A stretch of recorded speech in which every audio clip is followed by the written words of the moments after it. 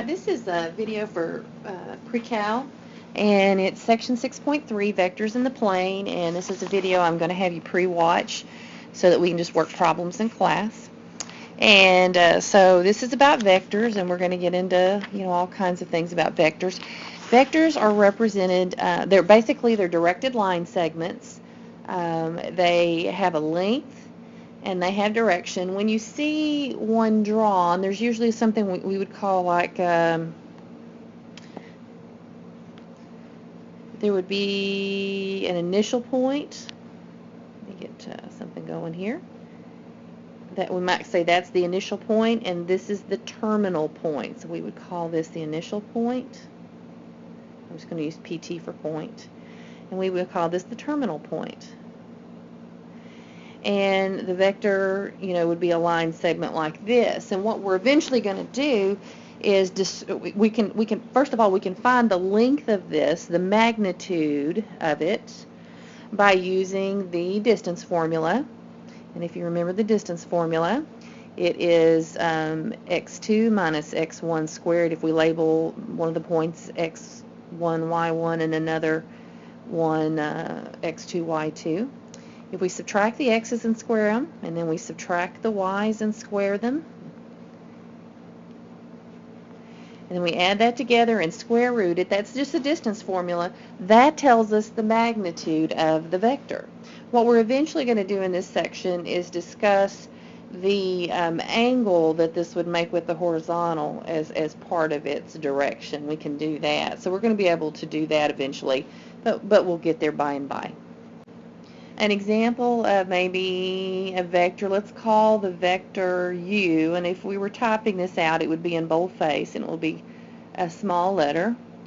And let's say u is, the vector u goes from P to Q. And let's say that P is 1, 2, and Q is 4, 4, okay? So if I want to talk about the vector, and we'll call it u, if I want the magnitude of it, I could write it like this. I could write it as the magnitude, and to show the magnitude, you use two little lines around the letter. That indicates that we're finding the magnitude of it. I could have also described it as the magnitude from P to Q like this. So you're going to see lots of notations, and they're going to mix them up on you a lot, partly just to see if you understand them. All I have to do to find this magnitude here is to do the distance formula. And so let's say that I think of this as my x1, y1 here. Okay, so I'm just going to label this. And this as my x2, y2 over here. I don't really label my points when I do it. I just understand that the formula is telling me subtract the two x's, and I got to start at the same point when I do my subtraction on my x and y's, and then subtract the two y's, square each one of those numbers, and add them together and square root them. And that's just what the distance formula is telling us to do. So the formula actually says, though, say x2 minus x1. So that would be 4 minus 1. And then I'm going to square it. And I'm going to add in the y's subtracted and squared. So I like to do that just to make sure I get that subtraction sign down, because sometimes you'll have negative numbers, and of course that's always introduced as a place for a mistake to be made. If I'm going to subtract my y's, it's 4 minus 2, or y2 minus y1 would be 4 minus 2. So the magnitude of u, or the magnitude from P to Q, would be the square root of 4 minus 1 is 3 squared, and 4 minus 2 is 2 squared, and that's the square root of 9 plus 4, which is the square root of 13. That's the magnitude.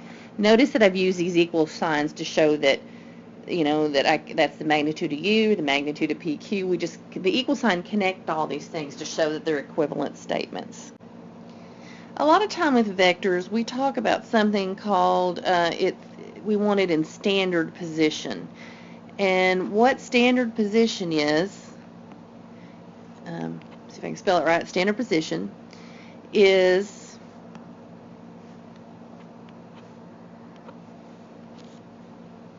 All right, ignore that where I started typing at the top. I couldn't get the app to erase it. Tried several things. All right, so what I want to talk about now is standard position of a vector. Now, standard position of a vector is when I take the vector, it could be anywhere on the coordinate plane, and I kind of slide it over and put the initial point at the origin, and I put the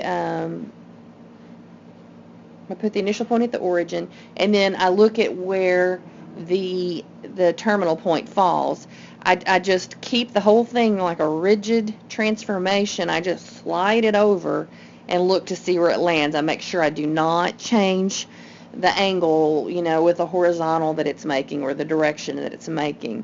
And once we do that, we can say, well, if you were to look at the differences of the x's, it's wherever it ended up, wherever the terminal point ended up minus 0, so it's just the terminal point for the x value, and the y value of where it ended up would just be its y component, because if you think about the difference in the y's at that point, your first y could be this v2, and then your second y would be 0, and when you subtracted them, you would just get v2. So basically, you can represent the vector that way and say these are its components, and so that's often helpful.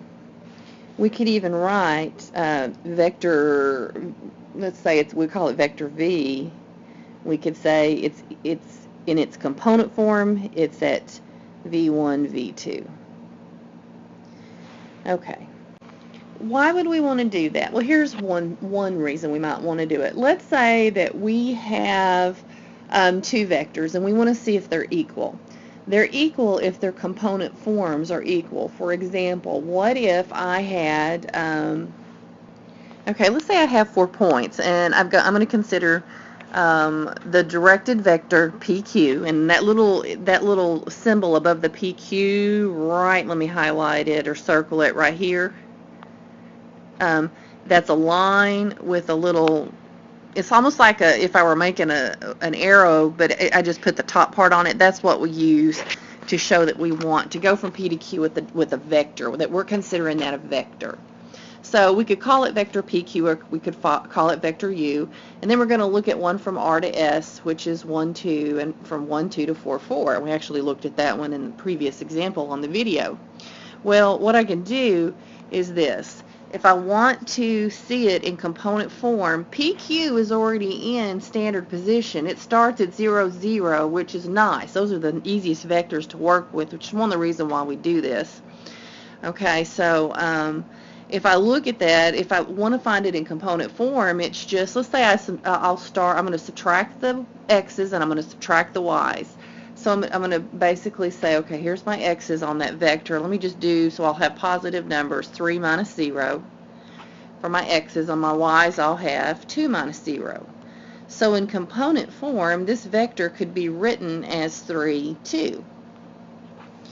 Now, if I want to know if that vector is equal to the other vector, what I can do is simply do the same thing. I'll say subtract my x's for the x component.